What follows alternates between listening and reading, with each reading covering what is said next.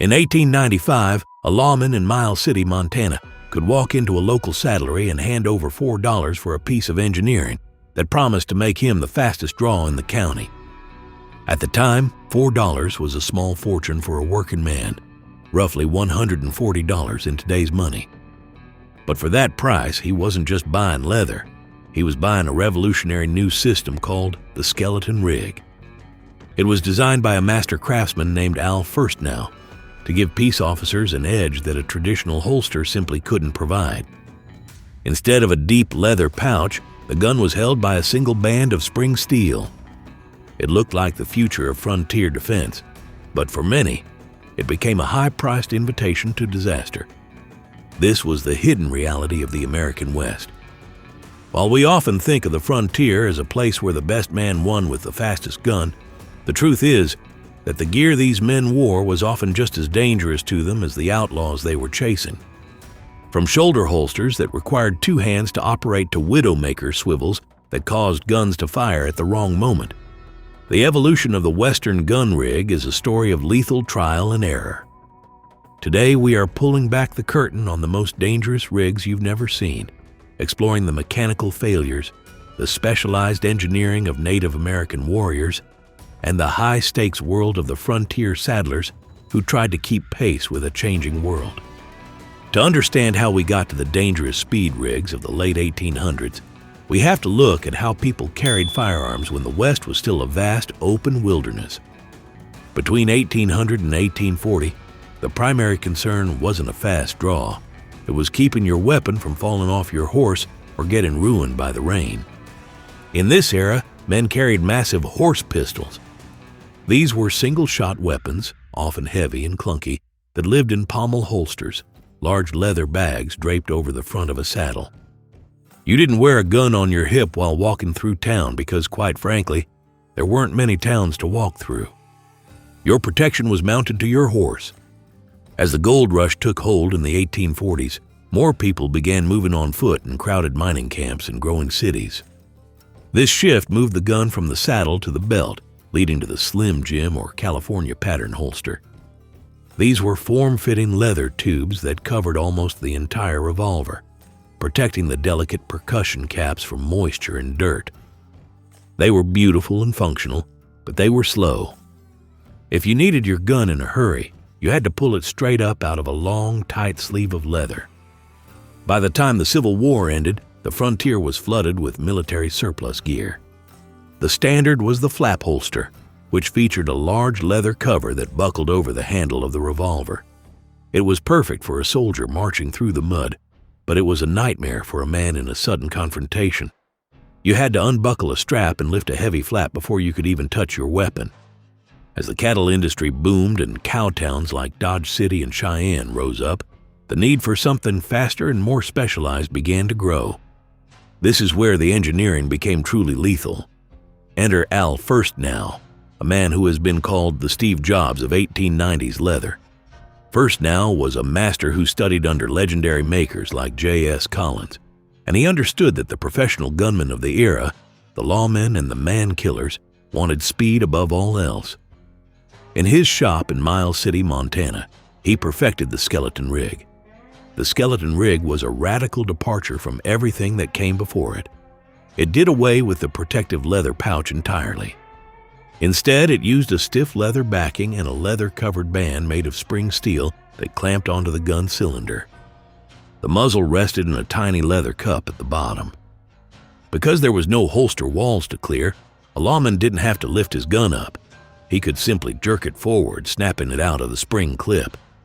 It was incredibly fast, but it was also a mechanical nightmare. The design left the trigger guard and the hammer completely exposed. If a lawman was wearing a long coat to stay warm in a Montana winter, the hammer could easily snag on the silk or wool lining of the jacket. Because the revolvers of the day, like the Colt single-action Army, lacked modern internal safeties, a snagged hammer often meant the gun would fire while it was still pointed directly at the wearer's leg. Over time, the spring steel would also fatigue and lose its grip. A lawman might be running after a suspect only to have his loaded revolver pop out of the clip and hit the ground. Despite these risks, the skeleton rig was a status symbol. If you saw a man wearing one, you knew he was a professional who valued a split-second advantage over his own personal safety. It was the peak of high-risk engineering in an era where the line between life and death was measured in inches and seconds. While the lawmen in Montana were experimenting with spring steel, deputies in Los Angeles and cavalry units on the plains were dealing with a different kind of danger: the swivel holster. This rig was designed for comfort. If you spent 12 hours a day in a saddle or sitting in a bumpy wagon, a standard holster would dig into your hip and ribs. The swivel holster solved this by using a single-point rotation mechanism, basically a rivet or a swivel joint, that allowed the entire holster to swing freely. It sounded like a great idea, but in practice, it earned the grim nickname the Widowmaker. The problem was stability. When a person is under high stress, their brain relies on muscle memory. They expect the handle of their gun to be in the exact same spot every time they reach for it. But because the swivel holster swung back and forth as the officer moved, the gun handle was almost never in the same place twice. In a shootout, that half-second spent fumbling for a swinging target was often the last mistake a deputy ever made. Worse yet, if the officer forgot to fasten the retention strap, the gun could simply slide out of the holster and fall away while they were seated. This instability led to countless accidental discharges and fatal delays in returning fire. It was a rig designed for the comfort of the living that frequently resulted in the creation of widows.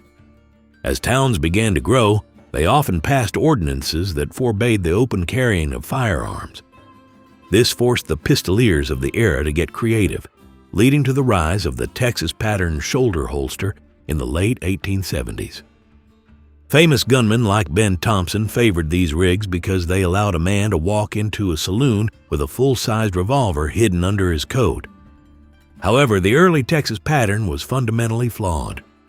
Unlike the shoulder holsters you see in modern movies, these lacked a bottom tie-down strap. The holster just hung loosely from a shoulder strap. When a shooter tried to draw the gun, the friction of the leather would cause the entire holster to ride up with the weapon. This forced the wearer to use a two-handed draw, one hand to hold the holster down against the body and the other to pull the gun out. In a surprise confrontation, having to use both hands just to get your gun out was a recipe for disaster. To get around this, some savvy gunmen would carry their revolvers partially withdrawn from the scabbard, just resting on the edge of the leather for a quicker release. This made the gun incredibly prone to falling out if the wearer bumped into someone or sat down too quickly. It was a dangerous game of hide and seek where the stakes were life and death. While Western saddlers were focused on commercial production, Native American warriors were developing their own highly specialized tactical gear.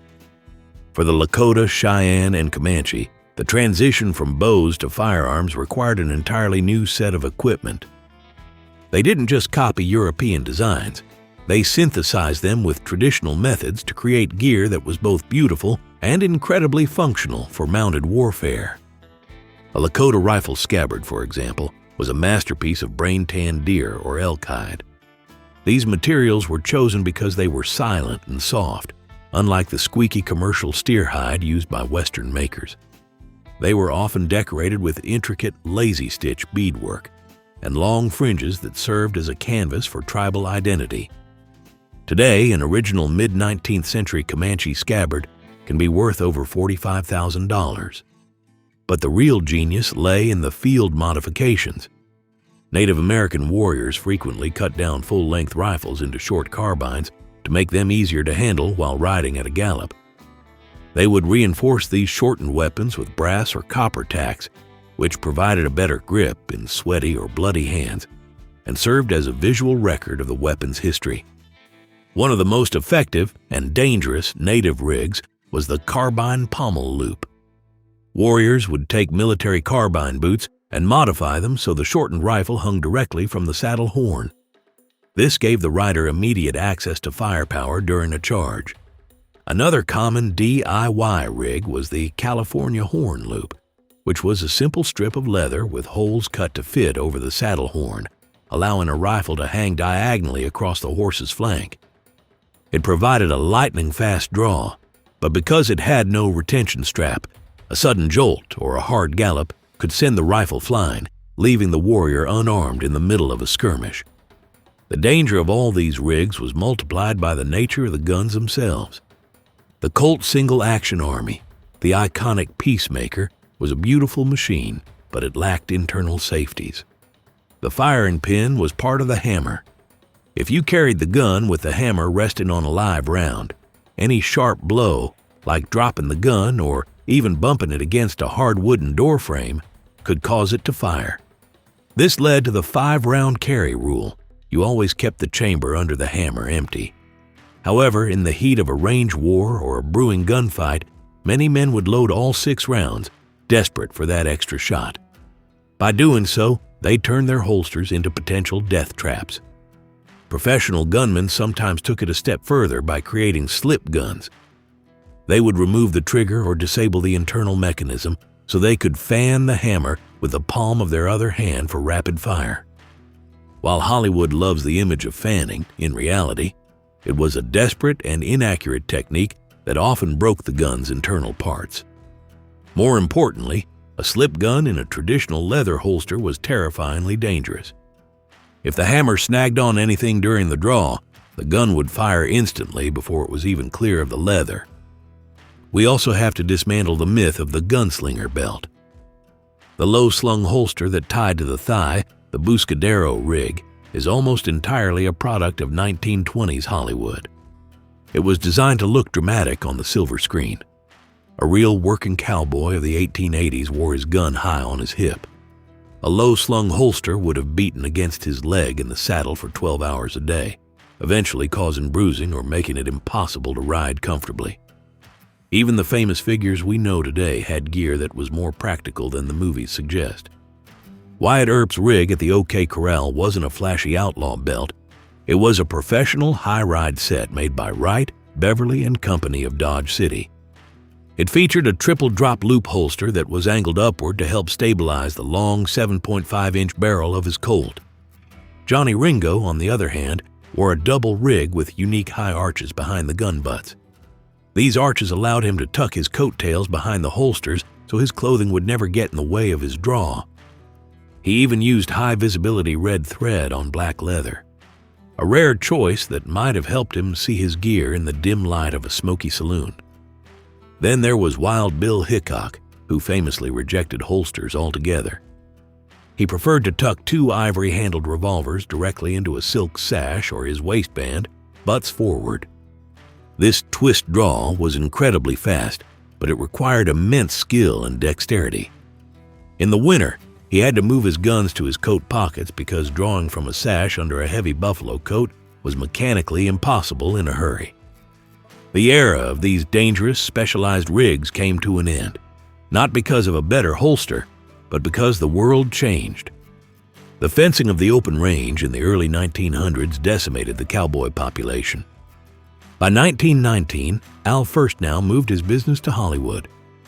The utilitarian tools of the frontier were transformed into the stylized props of the entertainment industry.